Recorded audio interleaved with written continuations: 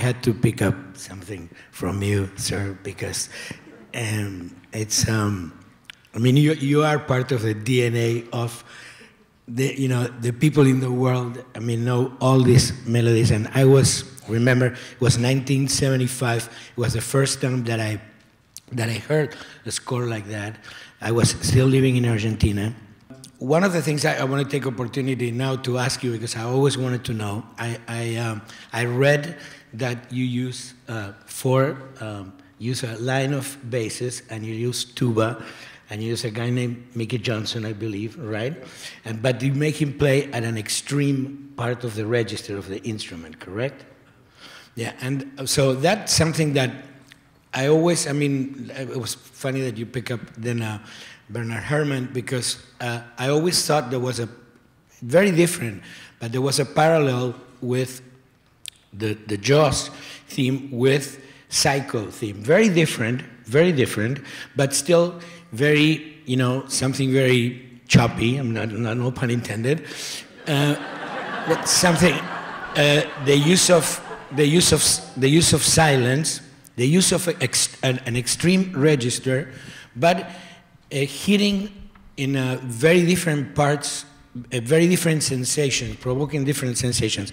In Psycho, for me, has something that has to do with psychological horror, with something of a human nature, whereas the sound of the sounds of those Jaws cues for me have to do with something that comes like from the bowels of the earth, that comes really from something totally unknown, but that is part of the earth.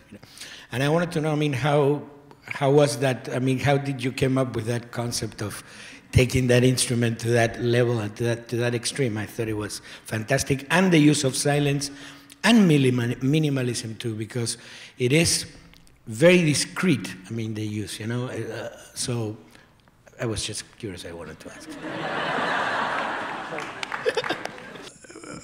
It's, I think, very right in my mind to talk the difference between Psycho, one note, and very high, Jaws, two notes, very low, but human psychologic in the case of Psycho, and the challenge, at least for me initially, to try to represent somehow the shark and simply the depths of the water and so on, but in the repeated bass note to try to create something that was an unstoppable force, the power of the shark. Those two notes will keep coming at you. They maybe get very soft at a certain point if he's far away, but then they get very loud if he comes close to you. So it is a very basic and fundamental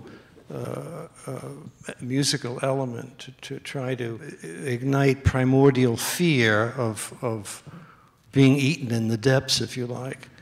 The suspense, as you talked about, Tavis, and so much of that sequence is Steven Spielberg's editing also, back and forth and so on. There's a lot of cuts in it, right. And each one having to deal with, I thought, to be dealt with in a different way.